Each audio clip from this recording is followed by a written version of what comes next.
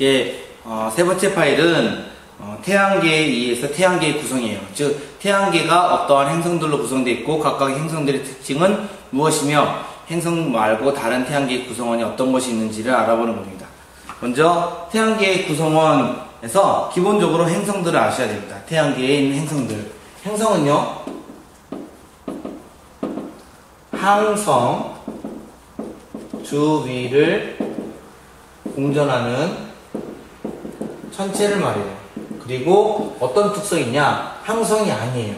항성의 뜻은 스스로 빛을 발생시켜요.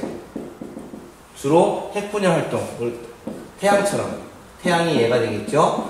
행성은 어떤 것들이냐? 우리 태양계의 행성은 수성, 금성, 지구, 화성, 목성, 토성, 천왕성, 해왕성이 있습니다.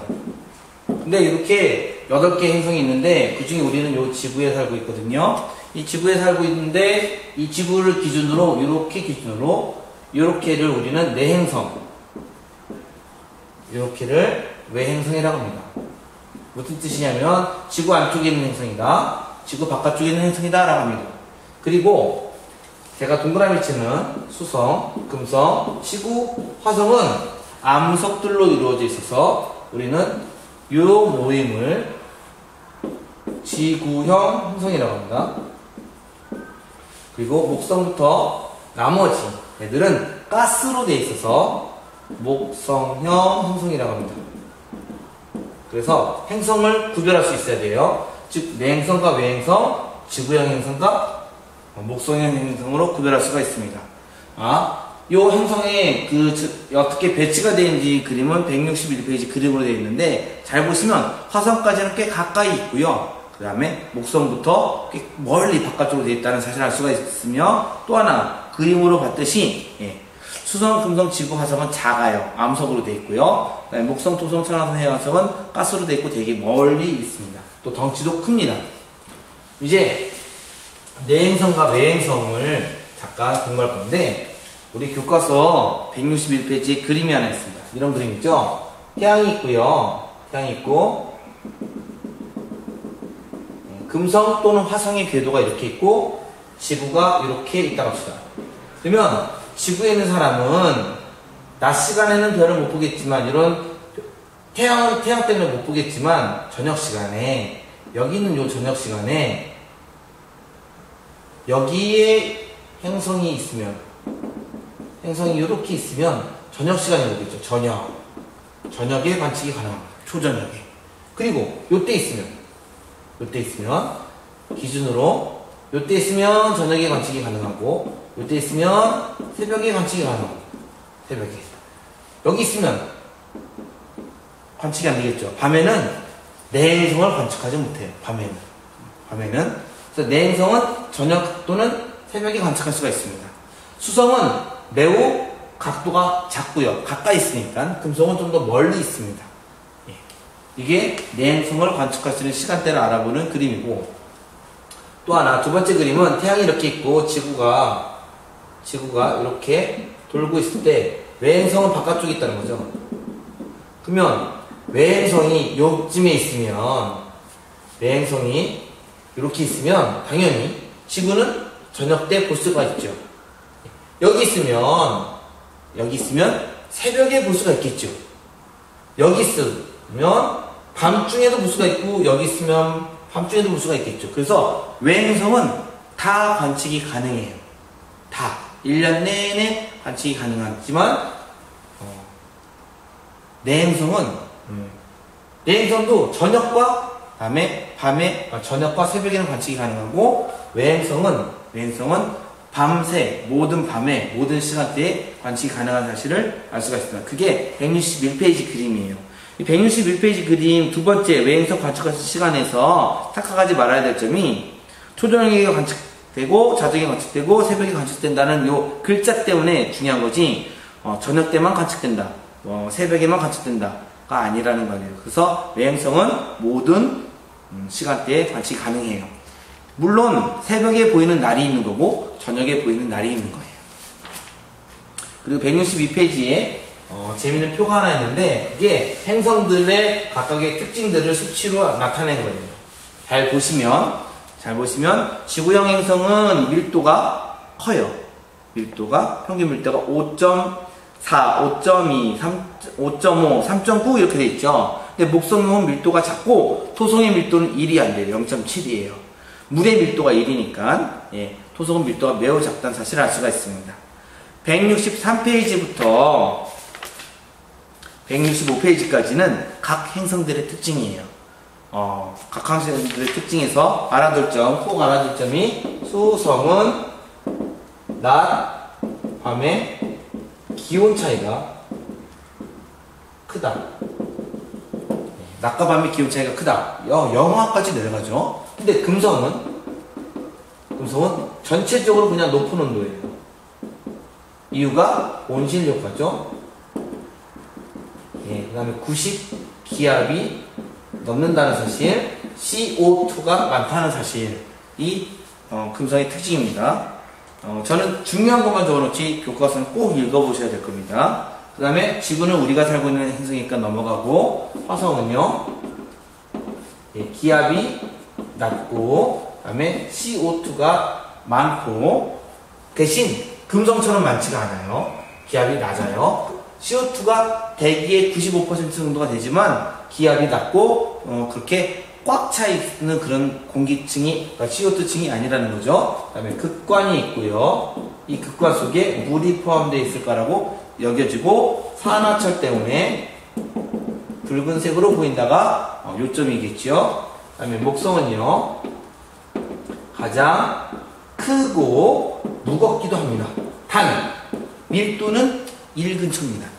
크고 무겁다, 질량 전체가 크다는 뜻이지 얘가 암석으로 되어 있다는 뜻이 아닙니다. 이건 가스형이죠. 가스형이고, 그 다음에 줄무늬가 보이고요. 그 다음에 대적점이라는 소용돌이가 있습니다. 그 다음에 토성이죠. 토성은 고리, 다른 말로 태가 있고요. 그 다음에 역시 가스형이고 위성도 많고요. 목성형은 다 위성이 많아요. 여기도 위성이 많아요.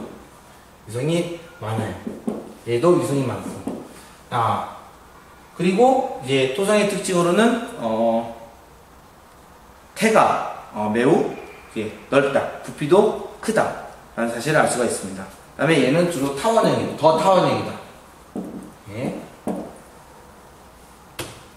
그 다음에 천왕성이죠. 천왕성의 특징은요, 그 다음에 온도가 마이너스 200도 C 이하라는 것과, 그 다음에 여기는 줄무늬가 거의 없습니다.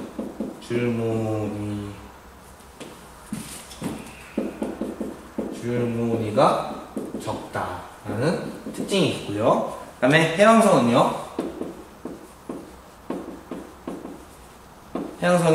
대흑점이 있어요. 이거 사진에 나와 있어요. 165페이지 보면 소용돌이라고 되어 있는 게 되어 있는데 얘를 대흑점이라고 합니다. 그 다음에 얘도 줄무늬가 있고요. 하나, 둘, 셋, 넷. 목성이는 저보다 고리가 있습니다. 목성도 고리가 있는데 안 보일 뿐입니다.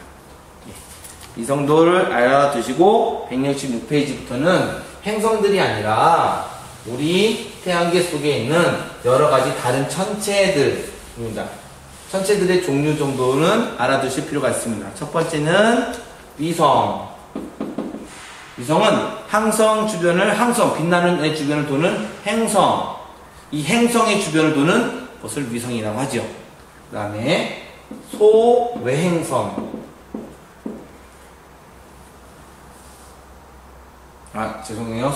소외행성이 아니라 외소행성.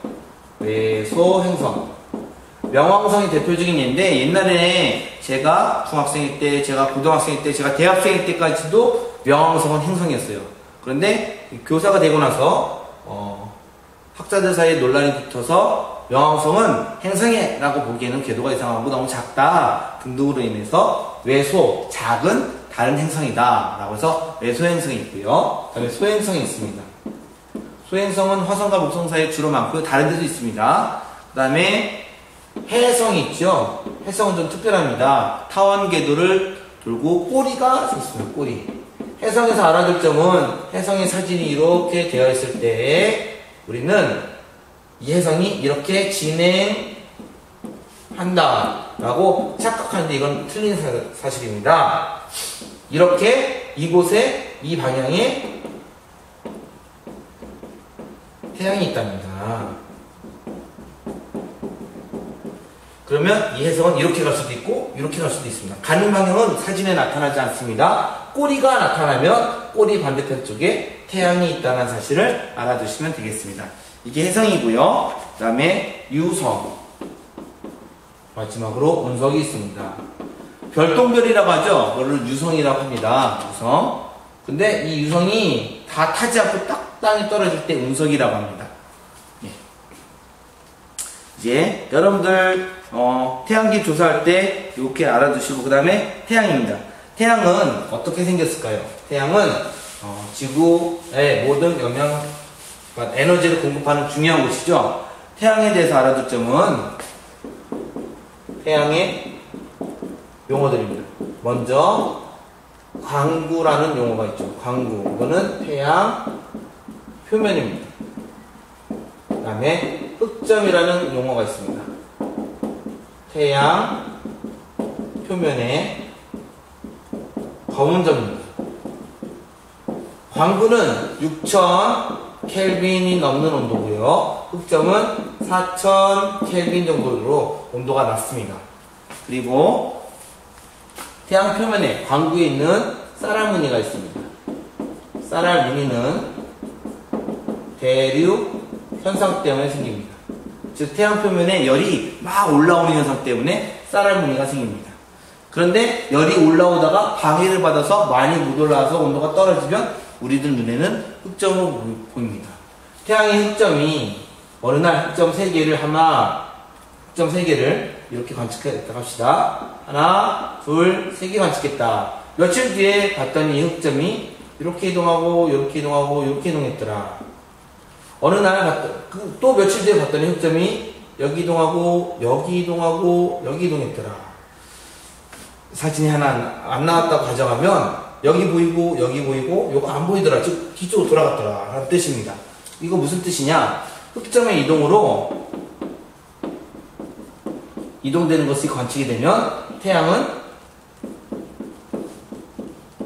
자전된다, 자전하고 있다, 요렇게 돌고 있다 라고 알 수가 있습니다. 흑점은 고정되어 있는 거거든요. 물론 나타났다 사라졌다 합니다. 하지만 흑점은 한 곳에 생기는 것이니까 흑점이 막 움직이지 않아요. 그래서 흑점이 보이면 이 흑점이 이동을 했기 때문에 태양이 자전하는 거예요. 자전.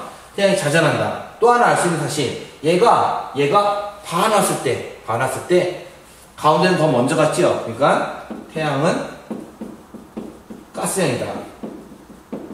전체가 똑같이 도는 게 아니라 가운데 쪽이 훨씬 더 빨리 돈다는 사실도 알 수가 있습니다. 그래서 태양의 흑점으로 인해서 여러 가지 현상들도 우리가 추정할 수가 있습니다. 그 다음에 태양에 관련된 용어로 채층, 대기권이죠. 태양의 대기권을 우리는 대기층, 태양의 대기층을 채층이라고 하고요. 그 다음에 홍염, 플레어는 사진과 함께 외워주시면 편합니다. 홍염은 불기둥 현상, 플레어는 특별한 사진으로 찍은 거예요. 자외선 필터로 찍은 건데 폭발하는 현상이 있고요. 그 다음에 코로나, 다음에 이런 코로나 때문에 나가는 현상이 나타나는데 우리는 이것을 태양풍이라고 합니다.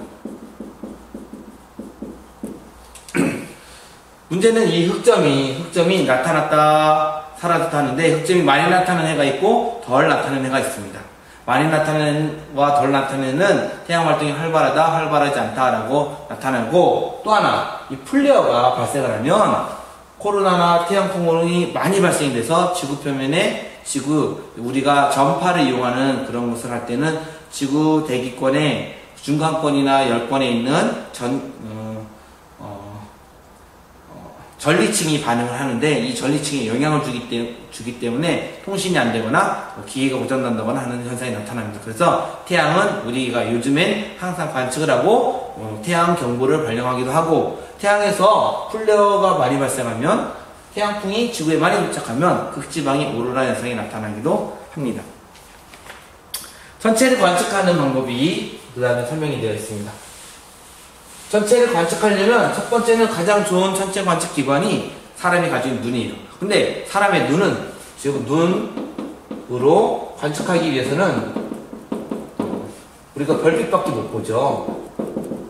네. 태양을 보려면 태양 필터가 필요해요. 태양은 직접 못 보니까 태양 필터가 필요해요. 근데 눈으로 관측할 때 이 별빛이 사실 많이 안 보여요. 여러분들 배우는 교육과정에서 빠졌지만 고등학교 때 올라가면 별의 등급이 배워요. 6등급이 간신히 보이는 건데 우리 인천에서는 6등급이 안 보여요. 송도 우리 학교 기준으로 별이 간신히 찾으면 한 3등급 정도 찾을 수 있어요. 북극성이 2등급이 간신히 보일 정도예요. 1등급은 밝은 별들이에요.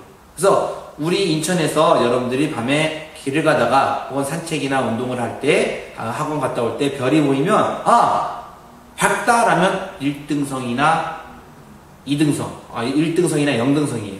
그 다음에 별이 희미하게 보인다, 2등급 내지 3등급이 간신히 보일 정도예요. 하지만 실제로 별이 많이 보이는 곳에서 간신히 보이는 게 6등급이고 많이 밝은 것이 0등급까지 있고 더 밝으면 마이너스 등급도 있어요. 근데 이런 등급의 별빛을 눈으로 관측하는 것보다 망원경으로 관측을 합니다. 왜냐? 더 많이 보이고 더 어두운 별도 찾아낼 수가 있거든요. 망원경으로 별을 본다고 해서 별이 더 커지진 않습니다. 망원경으로 봤을 때 커지는 것은 행성만 커져요. 근데 이 망원경의 종류는 두 가지가 있습니다. 굴절 망원경과 반사 망원경이 있습니다. 우리 교과서 176페이지에 적혀 있어요. 굴절 망원경과 반사 망원경이 있는데 굴절 망원경은 볼록 렌즈를 이용하는 것이고 반사 망원경은 오목 거울을 이용하는 것입니다. 그러니까 그림과 구조가 설명으로 되어 있는데 그림으로 되어 있는데 꼭 읽어보시고 굴절 망원경은 대물 렌즈가 있구나. 이거 볼록 렌즈 모양이네. 반사 망원경은 오목 렌즈 주경이라고 적혀 있는데 오목 거울이 있구나. 그래서 평면 거울을 통해서 보는구나 라고 꼭 알아두시기 바랍니다. 177페이지에 보면 이제 전체 망원경으로 보면 더 많은 것을 볼 수가 있다라고 되어 있습니다. 여러분들 제가 지금까지 파일 3개에 걸쳐서 3단원을 녹화해 드렸는데 3단원도 마찬가지로 단원 매듭 짓기 문제를 꼭 풀어보시기 바랍니다. 단원 매듭 짓기 문제를 꼭 풀어보시면 시험과 관련 있는 것도 있으니까 도움이 될 듯 합니다. 파일 잘 보시고 다음번 파일에서는 이제 4단원 녹화를 하겠습니다. 감사합니다.